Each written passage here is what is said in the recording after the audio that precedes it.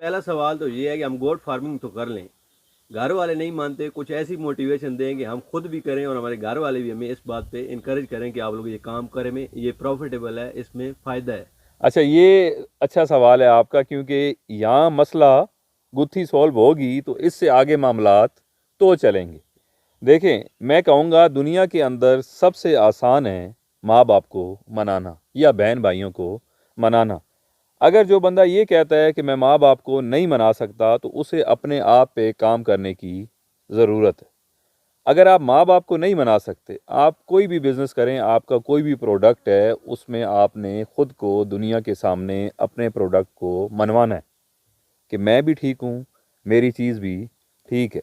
अगर आप ये नहीं कर सकते, आप कहते हैं मैं तो घर वालों को ही नहीं मना सकता, तो आप दुनिया को किस तरह से मनाएंगे? अगर गोट फार्मिंग की बात की जाए तो इससे बड़ा रेफरेंस, इससे बड़ी दलील क्या होगी माँ बाप को या किसी को भी मनाने की कि ये अंबिया का काम है, सुन्नत है। नबी पाक सल्लल्लाहु अलैहि वसल्लम ने बकरियां पाली और आपका फरमान है कि इस काम में बरकत है, आपके रिस्क में इजाफा होगा। और किसी काले पीले की, मेरे जैसे की, किसी अंग्रेज़ की बात सुन के, मोटिवेशनल स्पीकर की सुन के आप कोई भी काम कर लेते हैं। यहाँ पर गोल्ड फार्मिंग की मोटिवेशन आपको कौन दे रहा है? नबी पाक सल्लल्लाहु अलैहि वसल्लम का फरमान है कि इस काम में बरकत है, आप ये काम करें, आपके रिस्क में इजाफा होगा। तो इससे बड़ी दलील क्या होगी? अब बाकी प्योरली हम पे रह गया, हमारे नसीब पे रह गया। नसीब भी मेहनत से बनता है कि आपने मेहनत कितनी करी, आपका इंटरेस्ट कितना है।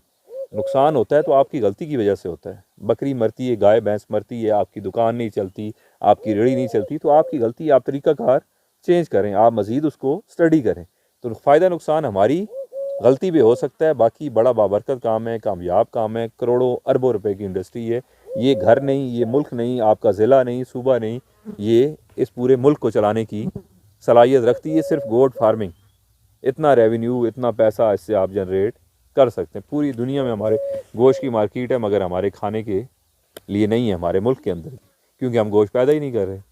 हम शाहजी पैदा कर रहे हैं, नौकर फार्मर हम पैदा नहीं कर रहे हैं। फार्मर के बेटे छोड़ के जाके बाहर मालियों का काम कर रहे हैं जिनकी अपनी ज़रूरी ज़मीन है।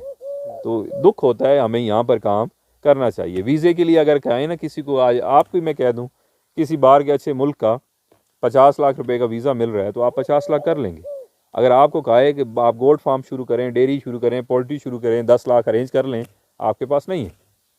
आपके माँ बाप, जो शुरू का पहला आपने सवाल पूछा, माँ बाप नहीं मानते, बेसिकली गलती हमारे बुज़ुर्गों की भी है। अब हम भी बुज़ुर्गों में, हमारे भी बच्चे हैं कि हम अपने बच्चों को बाहर जाने के लिए 50 लाख अरेंज करके दे देंगे, जगह बेचें, उधार लें, जेवर बेचें, दे देंगे, मगर कारोबार के लिए हम सपोर्ट 5 लाख की भी नहीं करेंगे। देखिए, नौकरी में बनने के लिए ज़िंदगी लग जाती है।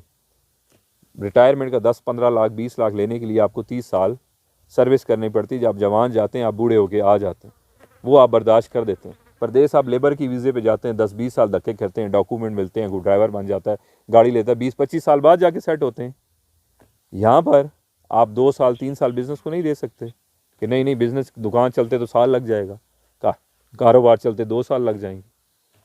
तो 2 ज़िंदगी दे देते हैं नौकरी को, 2-3 साल हम कारोबार को नहीं देते।